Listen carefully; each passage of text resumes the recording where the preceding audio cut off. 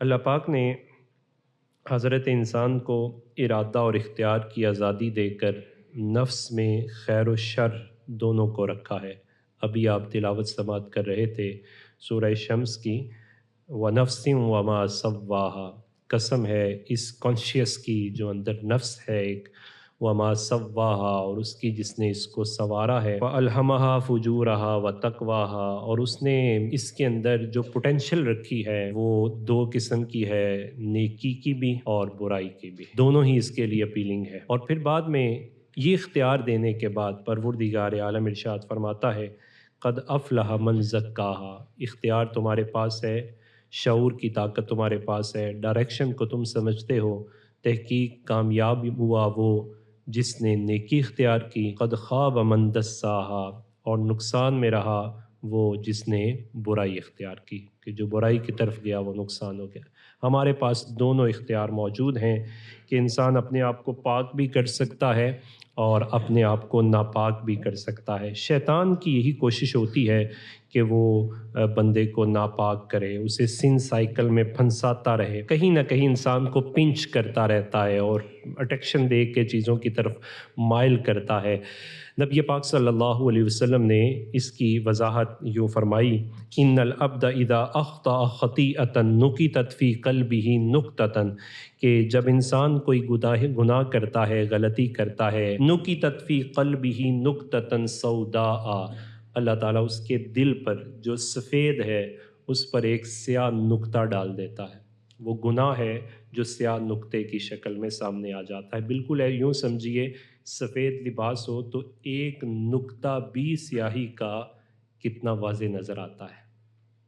फिर फरमाया फ़इज़ा हुआ नज़ा वस्तग़फ़र व ताबा, और जब वो बंदा कहता है नहीं दब्बा लग गया है और वो फ़ौरन उसकी तरफ मुतवज्जे होता है और उसे उतारने की कोशिश करता है, तो उतारने का तरीका ये है कि वस्तग़फ़रा, वो इस्तिग़फ़ार भी करता है और कहता है रब्बिग़फ़िर वरहम व अंत खैरुर राहिमीन। जो पहले अशरे की दुआ है, इसका मकसूद व मतलूब भी यही है, वो अल्लाह की बारगाह में सरेंडर कर रहा होता है और कहता है मेरे रब मुझे माफ़ फरमा दे, मुझ पर रहम फरमा दे, तू तो रहम फरमाने वालों में से सबसे ज़्यादा रहम फरमाने वाला है। वस्तग़फ़र व ताबा, और अपने किए पर उसे गिल्टी भी फ़ील होती है, अपने आप को गिल्टी करता है, नदामत का इज़हार करता है। तो नबी पाक सल्लल्लाहु अलैहि वसल्लम फरमाते सुकीला क़ल्बुहु, जिससे बड़े बड़े साबुन भी नहीं धो सकते, उस दाग को भी अल्लाह की रहमत धो देती है। सुकीला क़ल्बुहु, उसका दिल पाक हो जाता है और वो नुक्ता ख़त्म हो जाता है। और आज के इस जदीद दौर के अंदर डिजिटलाइजेशन इतना आगे चली गई है, आप जानते हैं कि किसी भी चीज़ को रिमूव करने के बड़े मॉडरेट तरीके आ गए हैं और इस तरह रिमूव किया जाता है कि गोया कि वो है ही नहीं। ये तो मुझे आपको इतने आते हैं, जो परवरदिगार आलम किसी चीज़ को ख़त्म फरमाता है तो फिर उसकी कैफ़ियत क्या होंगी।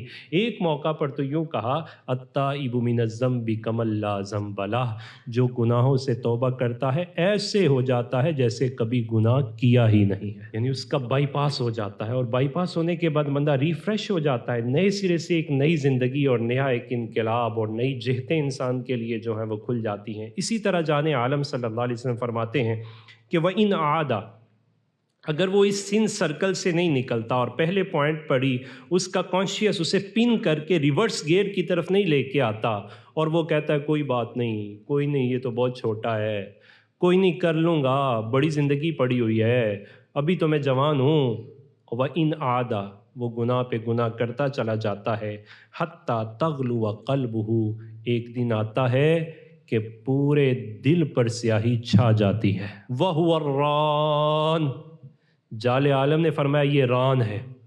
अब रान का माना है जंग। फिर नबी अलैहिस्सलाम ने इस पर इस्तिशहाद के तौर पर कुरान की आयत पढ़ी।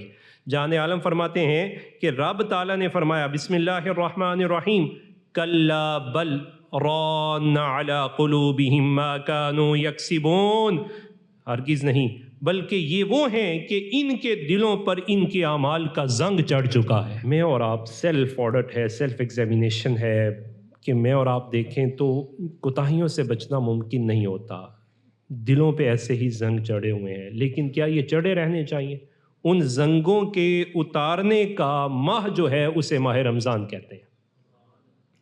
اللہ تعالیٰ کی طرف سے عطیہ ہے۔ پھر اس کی مثال ذرا سمجھیے کہ جب انسان کا دل گدلا ہو جاتا ہے تو جو روح کا نور ہوتا ہے وہ دل کے آئینے سے باہر ہی نہیں آ پاتا۔ یہی وجہ ہے کہ بندہ بہت ساری کوتاہیاں کرتا ہے لیکن دل اس کا ساتھ نہیں دیتا، اندر اسے ضمیر اس کا پنچ کرتا رہتا ہے، اچھا نہیں کیا، اچھا نہیں کیا، لیکن وہ کر چکا ہوتا ہے۔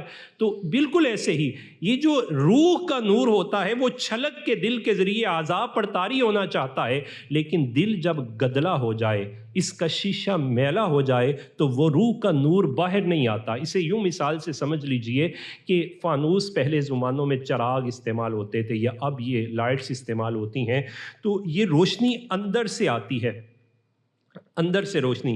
چراغ کے گرد زیادہ چراغ جل جل کے اگر گرد میں جالا آ جائے، سیاہی آ جائے، یا کسی ٹیوب لائٹ کے اوپر مٹی پڑ جائے، ڈسٹ آلود ہو جائے، تو اس کی روشنی باہر آنے میں مدھم ہو جاتی ہے۔ جتنی زیادہ وہ مٹی پڑ جائے گی اتنی روشنی اندر سے مدھم۔ اندر لائٹ پوری ہے، ٹیوب بھی ٹھیک ہے، سٹارٹر بھی ٹھیک ہے، اس کے اندر روشنی دینے کی صلاحیت پوری طرح موجود ہے، لیکن اس گرداب نے، وہ سن سائیکل جو ہمارے دلوں پر آتا ہے وہ گرداب ہے، وہ آتا ہے تو وہ روح کا نور باہر نہیں نکلتا۔ یہ یک طرفہ نقصان نہیں ہوتا، بلکہ دوسرا نقصان کہ جو باہر کی چیز ہے وہ بھی اندر نہیں جاتی۔ چنگیاں شیواں سانو چنگیاں نہیں لگدیاں، منہ دا ذائقہ ہو جاندہ ہے کوڑا۔ چنگی شے بھی ہوئے تے کہنے اسی کوڑی۔ کوئی اچھا بھی بولے، ہم سے اچھا بولا ہی نہیں جاتا۔ کوئی پیار بھی کرے تو ہم پیار نہیں کرتے۔ کیوں؟ اس وجہ سے کہ وہ نہ باہر سے اندر روشنی جانے دے رہا ہے اور نہ اندر سے باہر روشنی آنے دے رہا ہے۔ یہ سن سائیکل میں جب انسان پھنس جاتا ہے تو پھر اس کی کیفیات یہ ہوتی ہیں، نہ انہوں اپنا آپ چنگا لگتا ہے تے نہ کوئی چنگا لگتا ہے۔ وہ عجیب سے سائیکل میں پھنس جاتا ہے۔ اس وقت میں اور آپ اگر اپنی کیفیات دیکھیں تو شاید کیفیات ایسی ہیں، بہت جلد ہم سٹریس میں، انزائٹی میں جا کے تو ہمیں بس اوقات یوں لگتا ہے اللہ کی پناہ نوجوان نسل ہے، لیکن ان کے اندر سوسائڈنگ کا رجحان بڑھ جاتا ہے۔ وہ کہتے ہیں مینوں اپنی جان دا بھی پیار نہیں رہا۔ اصل میں یہ سن سائیکل اسپرچلی انسان کو اتنا ڈیمیج کر دیتا ہے کہ انسان کی وہ صلاحیتیں ساری کی ساری معدوم ہو جاتی ہیں۔ دلوں کی اس کیفیت پر جب بندہ پہنچ جائے، اگر کوئی نکالتا ہے تو وہ رسول اللہ کا فرمان ہی نکالتا ہے۔ جان عالم صلی اللہ علیہ وسلم ایک دن اپنے صحابہ کی طرف دیکھ رہے ہیں اور صحابہ کی کیفیات ہیں، یقیناً ان کی جو اسپرچل تربیت ہے، ان کا روحانی تزکیہ ہے، انر پیوریفیکیشن ہے، انر کام ہے ان کا، وہ جان عالم کی بارگاہ ہی سے میسر آنا ہے۔ تو نبی علیہ الصلوۃ والسلام نے ان کے دلوں پر توجہ ڈالی اور توجہ ڈال کے فرمایا ان هذه القلوب تستأ كما يستأ الحديد اذا اصاب الماء۔ فرمایا تم نے کبھی لوہا دیکھا ہے؟ عرض کی دیکھا ہے۔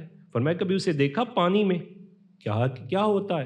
فرمایا پانی میں رکھا جائے تو زنگ لگ جاتا ہے، لوہے کو پانی میں رکھ دیا جائے تو وہ زنگ آلود ہو جاتا ہے۔ تو فرمایا یہ جو تمہارا دل ہے نا، دل، یہ دل، اسے بھی جب گناہوں میں رکھا جائے تو یہ بھی زنگ آلود ہو جاتا ہے۔ اس کی جو کیپیسٹی ہے، اس کی جو اسپرچولیٹی ہے، اس کی جو روحانیت ہے اور اس کا جو نور ہے وہ مدم پڑ جاتا ہے، اس کی ویلیو کم ہو جاتی ہے۔ دیکھو زنگ آلود لویا تو کوئی بھی نہیں لائے گا، وہ تے ریٹ بھی کم ہو جائے گا، تے زنگ آلود دل اللہ کی میں قبول فرمائے گا۔ صحابہ نے عرض کی قیل یا رسول اللہ وما جلاؤہا، حضور ہم دیکھتے ہیں اگر زوہے کو زنگ لگ جائے تو کوئی نہ کوئی ترے آگ، سیکل، کچھ نہ کچھ تو ہوتا ہے کہ اسے آگ میں تپایا جائے، زنگ ہٹایا جائے تو وہ اسے کسی نئی شکل دے دی جائے۔ تو دل کے لیے بھی کچھ ایسا ہے، صحابہ پہ قربان جائیں۔ نبی پاک صلی اللہ علیہ وسلم نے تبسم کی خیرات دی، فرمایا وما جلاؤہا، پوچھنا چاہتے ہو اس کا زنگ بھی دور کرنا ہے تو کیسے کرنا ہے؟ تو فرمایا قال کثرت ذکر الموت و تلاوت القرآن، دل کے زنگ کو دور کرنا چاہتے ہو، جس طرح لوہے کا زنگ پانی سے لگنے کی وجہ سے اسے تپایا جائے تو زنگ دور ہو جاتا ہے، فرمایا دل پہ گناہوں کا زنگ لگ جائے تو موت کا خوف چڑھایا جائے، قرآن کی تلاوت کی جائے تو دل کا زنگ دور ہو جاتا ہے۔ کثرت الموت و تلاوت القرآن۔ اب موت کی کثرت، یہ موت جو ہے جان عالم صلی اللہ علیہ وسلم دوسری جگہ فرمایا اذکروا حازم اللذات، یہ جو موت ہے نا اس کو یاد کیا کرو، یہ لذتوں کو لے جاتی ہے، بندے کے سارے دنیا کے ٹیسٹ، مٹیریلزم سے بندے کو نکالتی یہ ہے، اور یہ موت ایسی ہے کہ جو اسے تسلیم کرے اسے بھی، یہی وجہ ہے کہ جو بندہ گناہوں میں پڑتا ہے وہ موت سے ڈرتا ہے، اور جو گناہوں میں نہ پڑے وہ موت سے ڈرتا بلا تشبیہ و تمثیل۔ آپ ٹین ایجز اکثریت بیٹھے ہیں، ہم سب بھی پڑھتے پڑھاتے ہیں تو امتحانات دیتے ہیں، تو امتحان دینے کے بعد نتیجے کا انتظار رہتا ہے۔ اس بچے کو انتظار زیادہ ہوتا ہے جس نے کچھ کیا ہو۔ اسے کس بات کا انتظار؟ اسے پتہ ہے مجھے شاباش ملنی ہے، اسے پتہ ہے مجھے انعام ملنا ہے، اور جس کی تیاری نہ ہو وہ کہتا ہے رزلٹ ہو ہی نہ، کسی نے پتہ ہی نہ لگے۔ لیکن ایسا نہیں ہوگا، یہ زندگی ہے، موت ایسی اٹل حقیقت ہے، مزرعۃ الآخرہ، یہ آخرت کی کھیتی ہے، اور اس کا رزلٹ آنا ہی آنا ہے۔ جس نے نہیں تیاری کی وہ کہتا ہے میں بھاگ جاؤں، میں بھاگ جاؤں، قرآن اسے تھام کے کہتا ہے نہیں بھاگ سکتا۔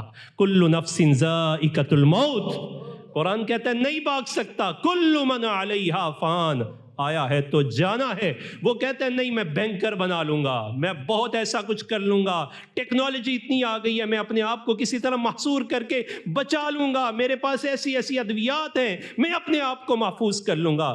قرآن کہتا ہے اگر تم موت سے بھاگنا چاہو تو پھر وَلَوْ كُنْتُمْ فِي بُرُوجٍ مُشَيَّدَةٍ، بڑے بڑے بینکرز بنا لو، سب کچھ بھی کر لو، وہ وہاں سے آئے گی جہاں تمہارا خیال بھی نہیں ہوگا، وہ آ کے تمہیں دبوچ لے گی، تو وہ تو پا لے گی، تو پھر کیا ہوگا؟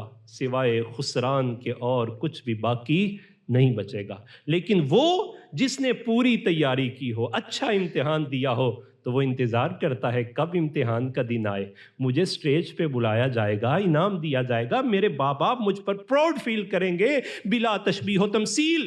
جس نے اس زندگی میں محنت کی، رمضان کی قدر کی، قرآن سے محبت کی، جان عالم سے محبت کی، وہ موت سے پریشان نہیں ہوتا، اسے تو انتظار ہے اس دن کا کہ جان عالم مجھ پہ فخر فرمائیں گے، پروردگار عالم میرا انتظار فرما رہا ہوگا، مجھے سٹیج پہ بلایا جائے گا۔ قرآن کہتا ہے ندا کیسی ہوگی؟ اسے کہا جائے گا یا ایتھا النفس المطمئنہ، ارے مطمئن آ جانا، آ جا، تو آ جا، ارجعی، تیرا رب تجھے سٹیج پہ بلا رہا ہے، الی ربی کی، تو اپنے رب کی بارگاہ میں آنا چاہتا تھا، انعام لینا چاہتا تھا، آ جانا، ارجعی الی ربی کی راضیۃ مرضیہ، آج تیرا رب تجھ سے بڑا خوش ہے، تو بھی اپنے رب سے خوش ہے کہ نہیں ہے؟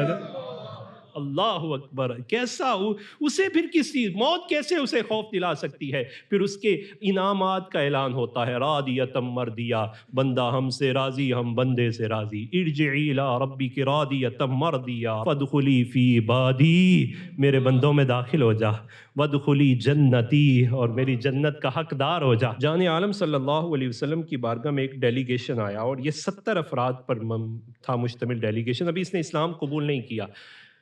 یہ حضور علیہ السلام کی بارگاہ میں آئے تو قرآن مجید فرقان حمید نازل ہو رہا تھا، نبی علیہ السلام اس قرآن کا فیضان اپنے صحابہ کو عطا فرما رہے تھے بلا تشبیہ و تمثیل۔ آج 1500 سال گزرنے کو ہیں، اگر کسی کا بچہ قرآن پڑھ رہا ہو تو باپ کے دل پر قرآن کیسے اترتا ہے یہ وہ باپ بیان نہیں کر سکتا۔ یہ تمثیل میں نے اس وجہ سے دی کہ باپ بیٹے کا جو تعلق ہے نا جی، جب بیٹا قرآن پڑھتا ہے تو باپ کے دل کی کیفیات اور ہوتی ہیں، وہ قرآن کی روحانیت دل کے اندر اترتی ہے، داخل ہوتی ہے، اور وہ اپنے آپ کو کائنات کا مختص ترین اور خوش قسمت ترین انسان سمجھتا ہے۔ دعا کریں اللہ تعالیٰ جو اولاد نرینہ چاہتے ہیں اللہ انہیں اولاد نرینہ عطا فرمائے، جو اپنے بچوں کو حافظ قرآن بنانا چاہتے ہیں اللہ راستے آسان فرما دے۔ اس لذت کو کبھی وہ محسوس کرے کہ کیا لذت ہے اور کیا کیفیت ہے، انسان کس پیک پہ ہوتا ہے۔ بلا تشبیہ و تمثیل ایک ڈاکٹر ہے، اس کا بیٹا ڈاکٹر بن جائے، اس سے پوچھے اس کی کیا کیفیت ہوتی ہے، سارا ورثہ اس کا اور ساری چیزیں اس کی سنبھالی جاتی ہیں۔ جس فیلڈ میں بھی بندہ ہوتا ہے اس فیلڈ میں اگر بچہ آ جائے اور پھر بچہ بلکہ اس سے بھی اوپر چلا جائے، وہ فن میں زیادہ ایکسپرٹ ہو جائے، تو یہ باپ جانتا ہے کیفیت کیا ہے۔ بلا تشبیہ و تمثیل جب قاری قرآن پڑھتا ہے، باپ نہیں جان عالم بھی فخر فرماتے ہیں، خود پروردگار عالم اس کی طرف متوجہ برحمت ہوتا ہے۔ کیفیات کیسی ہوتی ہیں؟ تو قرآن مجید فرقان حمید کی تلاوت 1500 سال کے بعد کیفیت یہ ہے، تصور کرے جب جان عالم اس کی تلاوت فرما رہے ہوں گے، کیا کیفیات ہوں گی، اب کیسے وہ دلوں میں اترتا ہوگا، زنگ کیسے چھٹتے ہوں گے، انر پیوریفیکیشن کیسے ہو رہی ہوگی۔ ابھی انہوں نے اسلام قبول نہیں کیا تھا، قرآن سنا تو دل دہل گئے، دل دہلے تو آنکھوں سے آنسو جاری ہو گئے۔ ادھر آنکھوں سے آنسو جاری ہیں، جان عالم صلی اللہ علیہ وسلم نے پوچھا تمہیں کیا ہوا؟ کہا یہ جو آپ پڑھ رہے ہیں یہ اتر گیا ہے، اگلی بات نہیں، بس یوں کیجئے ہمیں بھی ایمان والوں میں شامل فرما لیجئے، ہمیں شامل فرما دیجئے۔ جان عالم صلی اللہ علیہ وسلم نے انہیں ایمان میں داخل کر لیا، ادھر وہ وہیں رکی، رب تعالیٰ نے قرآن ان کی شان میں اتار دیا ہے۔ یہ دیکھو کیسے عظیم ہے، جب اللہ کا قرآن پڑھا جاتا ہے تو ان کی آنکھیں آنسو بہاتی ہیں، اور آنسو بہانے کے بعد یہ کہتے ہیں فَاكْتُبْنَا، یا اللہ ہمیں بھی لکھ لے، ہمیں بھی لکھ لے، ہمیں بھی ایمان والوں میں شامل فرما لے۔ یہ قرآن مجید، فرقان حمید ایسا سیکل ہے اور ایسے زنگ کو دور کرتا ہے، اور ماہ رمضان اس کی پیک کا مہینہ ہے۔ جان عالم صلی اللہ علیہ وسلم فرماتے من قام رمضان ایمانا و احتسابا غفر له ما تقدم من ذنبه وما تأخر، جس کسی نے رمضان کو پایا اور پانے کے بعد اس رمضان کی ایمان اور احتساب کے ساتھ، کامل ایمان کے ساتھ اور اپنا محاسبہ کر کے پھر اس نے یہ رمضان گزارا، اور گزارا بھی کیسے؟ قاما، اس نے قیام کی سعادت کو چھوڑا، کسی مخمسے میں نہیں پڑا، نیت اس کی پکی تھی میں نے پورا قرآن سننا ہے۔ وہ عجیب یہ مخمسوں سے دور کرنے کے لیے ہمیں جو ہے یہ مختلف قسم کے ڈسپیوٹ اور تنازعات میں ڈال دیا گیا، اتنے پڑھ لیں اتنی پڑھ لیں، ہمیں پڑھنے سے نہیں، ہمیں تو اللہ کے قرآن کے سننے سے غرض ہے، قرآن کے پڑھنے سے غرض ہے اس کی۔ یہ قرآن پڑھنے اور سننے پر بھی اگر امت اختلاف کا شکار ہو جائے تو بجائیے امت کہاں سے بچے گی۔ جان عالم صلی اللہ علیہ وسلم من قام رمضان، جس نے رمضان کو قیام کر لی ایمانا و احتسابا، تو ایسا زنگ دور ہوتا ہے، غفر له ما تقدم من ذنبه وما تاخر، جتنے وہ زنگ لگے تھے سارے کے سارے زنگ قرآن لے جاتا ہے، اس کا تزکیہ فرماتا ہے، انر پیوریفیکیشن، اور بالکل لائٹ ویٹ ہو جاتا ہے، اور اس کی وہ جو نورانیت باہر نہیں آ رہی تھی نا اب وہ نہ باہر آتی ہے، قرآن دلوں پہ اترتا ہے۔ آتا تھا ماں باپ کا نافرما بردار ہے، قرآن کو سمجھ کے پڑھتا ہے تو واپس پلٹ کے جاتا ہے، کہتا ہے یہی تو سب سے بڑا سہارا ہے۔ قرآن نے کہا تھا رب ارحمہما کما ربیانی وَقَضَىٰ رَبُّكَ أَلَّا تَعْبُدُوا إِلَّا إِيَّاهُ وَبِالْوَالِدَيْنِ إِحْسَانًا، without any condition، وہ تمہارے لیے کچھ کرے یا نہ کرے تمہیں کرنا ہے، اور کرنا بھی کیسے؟ احسان، نیکی کا برتاؤ کرنا ہے، احسان کا برتاؤ کرنا ہے، اچھا سلوک کرنا ہے، باہر صورت کرنا ہے، کیونکہ تمہاری جنت بھی یہی ہے اور تمہاری دوزخ بھی یہی ہے۔ جان عالم صلی اللہ علیہ وسلم فرماتے ہیں تمہارے ماں باپ تمہاری جنت بھی ہیں اور تمہاری دوزخ بھی ہیں۔ کیا مطلب؟ اگر خدمت کر کے راضی کر لیا تو جنت، اور اگر ناراض کر لیا تو پھر جنت دور چلی جائے گی۔ اس وجہ سے ماہ رمضان کے ان لمحات کو جو ہے وہ ہمیں غنیمت سمجھنا چاہیے۔ اور اس میں ایک اور بڑا رب تعالیٰ کی طرف سے انعام یہ ہے، میں اور آپ اگر کوشش کرتے اپنی سٹرگل سے اس سن سائیکل سے ہم نکلنا چاہتے تو امپاسبل، ممکن نہیں تھا۔ رب تعالیٰ نے وہ ایک پورا ماحول بھی کریٹ کر دیا ہمارے لیے۔ وہ ماحول کیا ہے؟ جان عالم فرماتے اذا جاء رمضان، جب رمضان آتا ہے فتحت ابواب الجنہ وغلقت ابواب النار، جنت کے دروازے کھول دیے جاتے ہیں، جہنم کے دروازے بند کر دیے جاتے ہیں۔ اور پھر اگلی بات فرمایا وصفدت الشیاطین، سارے کے سارے شیطانوں کو جکڑ دیا جاتا ہے۔ وہ جو تمہیں سین سائیکل میں پھنسانا چاہتا ہے نا، اس کی پوری موومنٹ پہ پوری کی پوری پابندیاں لگا دی جاتی ہیں، اسے جکڑ دیا جاتا ہے، ایسا جکڑا جاتا ہے کہ وہ اس کی جو سرائتنس ہے، وہ سراب کی طرح جو چیزوں کو دکھاتا ہے، وہ ساری کی ساری اس کی معطل ہو جاتی ہیں، وہ پریشان حیران رہتا ہے۔ اب دیکھیے مجھے اور آپ کو محاسبہ کرنا ہے کہ اس موقع پر بھی ہم اس گرداب سے نہ نکل سکے۔ پہلے تو شیطان کو ہم الزام دے سکتے تھے، رمضان میں کس کو الزام دیں گے؟ گویا ماہ رمضان المبارک اسپرچل بریک تھرو کا مہینہ ہے، جہاں ہمیں سن سائیکل سے نکل کر نئی زندگی کا آغاز کرنا ہے۔ اور رمضان یوں سمجھیے کہ جس طرح ہم اپنے موبائل کو ریسیٹ کر لیتے ہیں نا، یہ بھی ارادہ فرمائیں اپنے موبائلوں کے اندر جتنی بری چیزیں ہیں ان کو آج جا کے ریسیٹ کر دیں، ان کو اڑا دیں، نکال دیں۔ ایک دلی اطمینان محسوس کیجیے گا۔ رکھنا چاہتے ہیں اللہ کا قرآن رکھیں، رسول اللہ کا فرمان رکھیں، اچھی باتیں، اچھی چیزیں، اچھی اسے اچھا یوٹیلائز کریں، ضرورت کو ضرورت کی حد تک اور نیکی کے مصرف میں اسے استعمال کیجئے۔ اسی طرح یہ ماہ رمضان یہ ہم سے یہ چاہتا ہے کہ ہم ریسیٹ کر لیں اور اپنے نفس کی طہارت کا اہتمام کر لیں۔ یہاں یہ بات بھی آج کے اس مٹیریلزم کے دور کا تقاضا بھی ہے کہ یہ مٹیریلزم کا غلبہ ہے۔ یہاں ایک بڑی اٹریکشن ہے، جسٹ ڈو اٹ، کر لو جو کرنا ہے، مریں گے تو دیکھی جائے گی۔ کیا دیکھی جائے گی؟ کیا قبر میں فرشتے جب آئیں گے کیا دیکھی جائے گی؟ قبر جب جھنجھوڑے گی کیا دیکھا جائے گا؟ قیامت کے دن سیاہیوں میں اٹھایا جائے گا، اندھیروں میں ڈال دیا جائے گا، اندھا کر دیا جائے گا، کیا دیکھا جائے گا؟ کچھ بھی نہیں۔ آج لے ان کی پناہ، آج ہمیں یہ جسٹ ڈو اٹ کا نعرہ، اور یہ نعرہ اتنا خوشنما ہوتا ہے کہ شیطان نے بھی اس کی ابتدا کی، فوسوسائے، اس نے وسوسہ ڈالا، کنفیوز کیا اللہ تعالیٰ کی ذات کے بارے میں۔ اور تھوڑا سا کنفیوژن یوں بھی ہوتی ہے کہ جو اسکیپٹزم ہے، یہ تشکیک میں ڈالنے والے جتنے نئے فتنے ہیں، یہ کیا کرتے ہیں؟ یہ ڈیلے کرتے ہیں بندے کو، اچھا کل کر، بڑی زندگی، اگلا رمضان بھی تو آنے، بڑے دن پڑے ہوئے ہیں، ابھی تراویح پڑھ لیں گے، کون سی بات ہے، روزہ چھوڑ بھی، بڑی صحت ٹھیک ہوگی میں رکھ لوں گا۔ اپنے اوپر مشقت ڈالنے کی عادی نہیں، بھول جاتے ہیں جان عالم خندق میں بھی موجود ہے تو حالت روزے کی ہے، جسم پہ پتھر بندھا ہوا۔ ہم نے تو وہ مشقت دیکھی نہیں۔ قرآن کہتا ہے ہم حسبتم ان تدخلوا الجنۃ ولما یأتکم مثل الذین خلوا من قبلکم، کیا تم نے گمان کر لیا ایویں جنت مل جائے گی؟ دو نوٹ پھینکے اور کہا جنت مل جائے گی، اور ڈسکو نعتیں سنی اور کہا کہ جنت مل جائے گی؟ ایسا نہیں، عمل سے بنتی ہے جنت بھی جہنم بھی۔ یہ خاکی اپنی فطرت میں نہ نوری ہے نہ ناری ہے۔ ام حسبتم ان تدخلوا الجنۃ ولما یأتکم مثل الذین خلوا من قبلکم مستهم البأساء والضراء وزلزلوا، انہیں ایسے ایسے مصائب پہنچے، تپتی ریت پہ لٹایا گیا، پھر سینے پہ پاؤں رکھا گیا اور کہا گیا بتا اب کیا کہتا ہے؟ کہا اب بھی یہی کہتا قل هو اللہ احد حتیٰ یقول الرسول والذین آمنوا معہ، یہاں تک کہ رسول اور جو ان کے ساتھ تھے سارے کیا اٹھے، متی نصر اللہ۔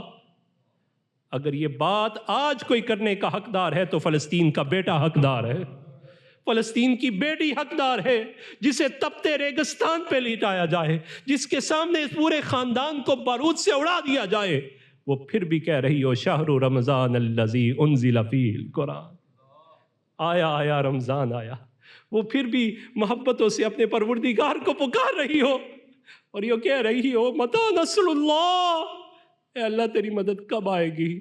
اور ہم بے خبری میں، ہمیں احساس ضیاء نہیں، وائے ناکامی، احساس ضیاء جاتا رہا، ہمارے دل سے وہ کیفیات ختم ہوتی جا رہی ہیں۔ یہ ماہ رمضان مجھ سے اور آپ سے اس بات کا تقاضا کرتا ہے کہ تھنک بیفور یو ایکٹ، اپنا کام کرنے سے پہلے ہمیں سوچنا چاہیے، اور سیلف کنٹرول، اپنے آپ کو کنٹرول کر کے under the shade of the mercy of اللہ سبحانہ وتعالی، اللہ سبحانہ وتعالی کی برستی ہوئی رحمتوں کے نیچے آ جانا چاہیے۔ امت کے ساتھ جو تعلق ہے وہ محبت کا تعلق، وہ اخوت کا تعلق۔ جان عالم تو ساری امت کے لیے روتے رہے، کبھی مجھے اور آپ کو بھی رسول اللہ کی امت کے لیے رونا آیا ہے؟ امت کو توڑنا، امت کے لیے نہ جانے کیا کیا گڑھے کھودنا، یہ ایک مسلمان کو زیب نہیں دیتا، اور جو ایسا کرتے ہیں ان کے پیچھے چلنا بھی زیب نہیں دیتا۔ آج کے اس دور کے اندر ایک دفعہ پھر شیطانی قوتیں، جب ہم اسلام کی برکات سے مستفید نہیں ہو رہے تو انہوں نے تہذیبوں کی کشمکش میں ہمیں ایسے دورائے پر لا کے کھڑا کر دیا ہے، جہاں ایک طرف جدید تہذیب کی اندھی تقلید ہے جو ہماری ماں بہن کو ٹارگٹ کر رہی ہے۔ 8 مارچ آ رہا ہے، آپ دیکھیے گا انٹرنیشنل امپاورمنٹ آف وومن کا نعرہ، خوشنما نعرہ لے کے آیا جائے گا، وومن ڈے کے طور پہ ہوگا، اور کیا ہوگا کہ جدید تہذیب ہماری بہن بیٹی سے حیا کا چلن لے لے گی، نسوانیت کا غرور چھیننا چاہتی ہے، اس کی ممتا کو چھین رہی ہے۔ اور دوسری طرف ہم کیا ہیں؟ ہمیں جاہلی رسوم، ریچولزم نے نہیں چھوڑا۔ ہم بھی کیا کریں؟ عورت کہاں پھنس گئی؟ ہم جاہلی رسومات میں ایسے پھنس گئے جو عورت کے بنیادی حقوق تھے وہ بھی نہیں دے رہے۔ جن زنجیروں کو جان عالم نے توڑ کر اس کی حفاظت اور عصمت کا پہرا دیا تھا، ہم اس سے بھی نکل گئے۔ نہ کبھی کوئی جائیداد سے حصہ نہیں دے رہا، کوئی وراثت سے حصہ نہیں دے رہا، کوئی حسن سلوک نہیں کر رہا، معاشی اسودگی نہیں ہے، جنسی استحصال ہے، عزت و حرمت حتیٰ کہ بیٹی کے پیدا ہو جانے پر بھی منہ بنا لیتا ہے۔ ایسے میں میرے اور آپ کے لیے خوبصورت کردار ہے اسلام کا کردار. آئیے اس کردار کی ایک کرن سیدہ خدیجہ کی بارگاہ میں چلتے ہیں. جان عالم صلی اللہ علیہ وسلم، آپ کے بارے میں یہ بات تو مشہور ہو چکی تھی کہ ہوا صادق و امین، کہ یہ صادق و امین ہے. اسلام کی پہلی خاتون ام المومنین سیدہ خدیجہ رضی اللہ تعالی عنہ، کردار کی وہ خوبصورت اور دل کا نور ان کا ایسا جگمگا رہا تھا کہ اس کے نور کی کرنیں معاشرہ محسوس کرتا تھا. ایسی پاکیزہ خاتون ہیں. آپ مالدار بھی ہیں، اور آج خاتون یہ چاہتی ہے کہ میں انڈیپینڈنٹ ہو جاؤں، میں آزادی چاہتی ہوں. اسلام کے سرکل میں رہ کے جو آزادی ہے وہ اسلام سے نکل کر نہیں ہو سکتی. ہمارے لیے کمفرٹ زون وہ اسلام کا زون ہی ہے. ذرا دیکھیے سیدہ خدیجہ رضی اللہ تعالیٰ عنہ، معاشی خود مختاری ہے. آپ فلما بلغها عن رسول اللہ ما بلغها من صدق حدیثه وعظم امانته وکرم اخلاقه بعثت الیہ. عمومی طور پہ یہ ہوتا ہے کہ ایک بزنس مین جب شراکت کرتا ہے، پارٹنرشپ کرتا ہے، تو وہ اپنے پارٹنر کے لیے بزنس مین کا انتخاب کرتا ہے. وہ کہتا ہے مطلب کسی اعتبار سے تو وہ اچھا ہونا چاہیے اور فائنینشلی بھی وہ اسٹرانگ ہونا چاہیے. اگر مجھے کسی جگہ پہ ضرورت پڑے تو وہ ریکوری کے لیے آ جائے یا اس کا بیک اپ موجود ہونا چاہیے. حضرت خدیجہ رضی اللہ تعالیٰ عنہ معاشرے کی متمول خواتین میں ہیں اور بزنس کا شہرہ ہے، لیکن جب انتخاب کرتی ہیں تو کیا ہے؟ آپ نے نبی پاک صلی اللہ علیہ وسلم کے بارے میں سنا کہ آپ دیانتدار بھی ہیں، سچائی بھی ہے، حسن اخلاق بھی ہے، تو اپنے غلام میسرہ اور اپنے بھتیجے کو جان عالم صلی اللہ علیہ وسلم کی طرف بھیجا کہ میں تجارت کرنا چاہتی ہوں شام کی طرف. آپ دیکھیں انٹرنیشنل ٹریڈنگ میں کیسے حصہ لیتی ہے خاتون.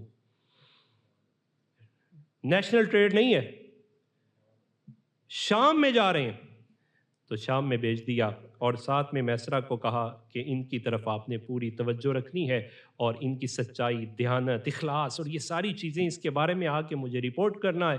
میسرہ نے یہ بات پڑھ لی. جب واپس آئے تو کیفیات کیا ہے؟ میسرہ کہتے ہیں جو کہا گیا ہے وہ تھوڑا ہے، جو دیکھا گیا وہ بیان نہیں ہو سکتا. یہ غلام کہہ رہا ہے. یہ کیفیات ہوئی. اب خود جناب سیدہ خدیجہ کی کیفیات کیا ہے؟ کانت اوسط نساء قریش نسبا واعظمہن شرفا واکثرہن مالا. اگر قریش میں نسب کے اعتبار سے عظیم ہیں تو وہ بھی سیدہ خدیجہ، مالدار ہیں تو وہ بھی سیدہ خدیجہ، اور شرافت ہے تو وہ بھی سیدہ خدیجہ رضی اللہ. یہاں سب سے پہلی بات کہ جناب سیدہ خدیجہ رضی اللہ تعالی عنہ، آپ کسی کو بھی پیغام بھیجتی وہ تو فوراً نکاح کے لیے تیار ہو جاتا. جس طرح فائنینشلی آپ مضبوط ہیں، اور نکاح کا پیغام بھیجنے کے لیے انہوں نے جو کرائٹیریا مقرر کیا ذرا اسے بھی دیکھیے. اور ادھر جان عالم صلی اللہ علیہ وسلم کا جو انتخاب کیا کن بنیادوں پر کیا. حضور نبی پاک صلی اللہ علیہ وسلم کو پیغام نکاح بھیجا، اور یہ پیغام نکاح بھیجنے کے لیے جو راستہ اختیار کیا وہ ورقہ بن نوفل کا کیا. ورقہ بن نوفل اور نفیسہ اپنی سہیلی کا. جان عالم صلی اللہ علیہ وسلم سے بات ہوئی تو نبی پاک صلی اللہ علیہ وسلم نے بھی بائی پاس نہیں کیا. فرمایا میرے چچا حمزہ سے بات کیجئے، ابو طالب سے بات کیجئے. وہاں سے بات ہوئی، میوچل انڈرسٹینڈنگ سے یہ سارا سلسلہ ہوا. جب یہ سارا سلسلہ ہو گیا تو نبی پاک صلی اللہ علیہ وسلم سے آپ ایک دن کہتی ہیں انی قد رغبت فیک لقرابتک ووسطک فی قومک وامانتک وحسن خلقک وصدق حدیثک، کہ آپ کی طرف جو حضور میری توجہ ہوئی نا وہ صرف اس وجہ سے کہ آپ نسب کے اعتبار سے بھی اعلیٰ، عزت و وجاہت کے اعتبار سے بھی اعلیٰ، دیانت کے اعتبار سے بھی اعلیٰ، حسن خلق اور سچائی کے اعتبار سے بھی آپ سب سے اعلیٰ تھے. نبی پاک صلی اللہ علیہ وسلم نے جو خاندانی نظام ہے، آج بچے کو تھوڑی سی چھوٹ دے دیں، کہنا میرا جسم تے میری مرضی تے شادی بھی میری مرضی. یہ پہلا نکاح ہے، اور اس پہلے نکاح میں نہ سیدہ خدیجہ اپنی مرضی فورس کر رہی ہیں، نہ جان عالم صلی اللہ علیہ وسلم اپنے خاندان کو کراس کر رہے ہیں. نبی پاک صلی اللہ علیہ وسلم تک جب پیغام پہنچا ذکر ذالک لاعمامہ، اپنے چچاؤں سے کہا کہ یہ ایک سلسلہ ہے اور اس سلسلہ بننا چاہتا ہے، آپ اس کے بارے میں کیا کہنا چاہتے ہیں؟ تو ان چچاؤں نے جناب سیدنا حمزہ رضی اللہ تعالیٰ عنہ نے باقاعدہ پھر اس پر بات کی، اور پھر یہ سلسلہ طے ہوا. بچیوں کو اپنے مفادات کی خاطر قربان کرنے والے، جو بچیوں سے رائے نہیں لیتے وہ بھی سوچیں، اور وہ بھی سوچیں خواتین کہ جو اپنے خاندان کی عزت ملا خاک میں ملا کر کورٹ میرج کر لیتی ہیں.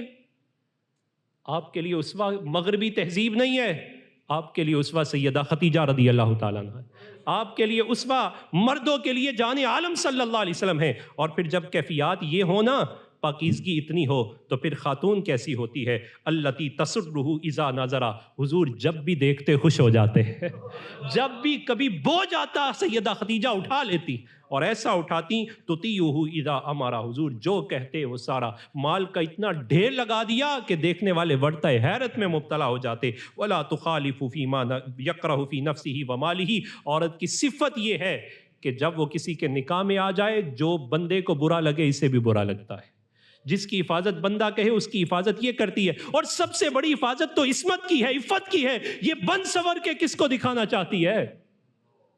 کس کے سامنے آنا چاہتی ہے؟ کسے خوش کرنا چاہتی ہے؟ سب سے پہلے تو شیطان اس کی طرف نظر کرتا ہے، اور جب پھر خاتون ایسی ہونا، پھر اللہ بیٹی عطا فرماتا ہے تو فاطمہ جیسی عطا فرماتا ہے۔ پھر کہنا پڑتا ہے سیدہ زاہدہ طیبہ طاہرہ، جان احمد کی راحت پہ لاکھوں سلام۔